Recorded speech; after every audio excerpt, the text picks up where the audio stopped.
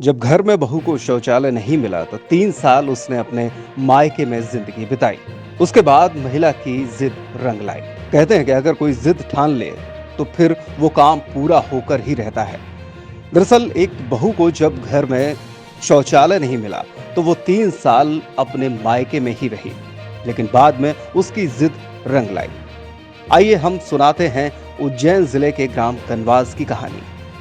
वैसे तो हम सभी ने अक्षय कुमार की फिल्म टॉयलेट एक प्रेम कथा देखी होगी, लेकिन जब असल जिंदगी में ये वाकया एक एमए पास बहू के साथ हुआ तो 3 सालों तक वो अपने पिता के घर रही और शौचालय बनने के बाद ही ससुराल लौटी।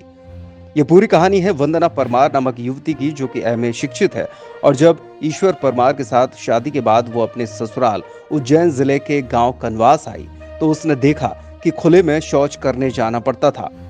वंदना शिक्षित थी और इन सब चीजों के खिलाफ थी।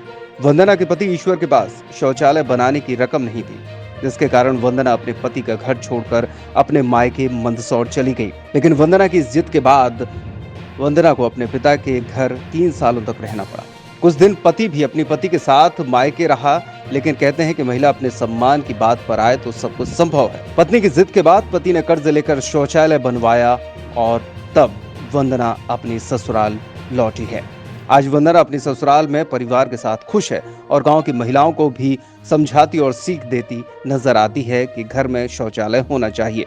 जब 2008 में शादी हुई मेरी, तो मैंने यहाँ आके देखा कि लेट बात नहीं है, इस कारण मैं यहाँ से 2-3 साल नहीं आई थी और ये बन गया तो उसके बाद मैं आने रहना थी। और आज के जनरेशन में ये लेट बात बहुत अनिवार्य हो गया है हर बहू बेटी के लिए। लेडीज़ को तो हर कंडीशन से गुजरना पड़ता है। जो जेंट्स और लेडीज़ होते हैं ना घर में, चाहे ससुराल में या पियर में, वो इस बात को समझ जाते हैं कि हमारी बेटी है तो ये भी बहू है, तो ये कैसे जाएगी कैसे रहेगी। इस बात पे सोच रख के दिमाग पे ये चीज़ मैंने तैयार की। सबको अच्छा लगा कि यार कुछ अच्छा है, समय के अनुसार समय की बचत होती है। एक लोटा लेकर 2 किलोमीटर दूर जाना और वहाँ से वापस आना, 1 घंटे का जो समय है सुबह का, मान लो आप गए और वापस आए, उस समय जो होती है स्थिति और एक डिलीवरी महिला के लिए बहुत अच्छी सुविधा है। उस सब चीज़ों को मैंने महसूस किया, तो मैंने इस गांव में भी मैंने एसबीएम का अवार्ड दिया और ओडीएफ करवाया और 190 शौचालय निर्मित करवाए, राशि प्रदान करवाई लोगों को। और आज काफ़ी लोगों को सुविधा है। आज जितनी बहुएं एसबीएम के बाद आई हैं, इससे बहुत खुश है कि घर के अंदर शौचालय है।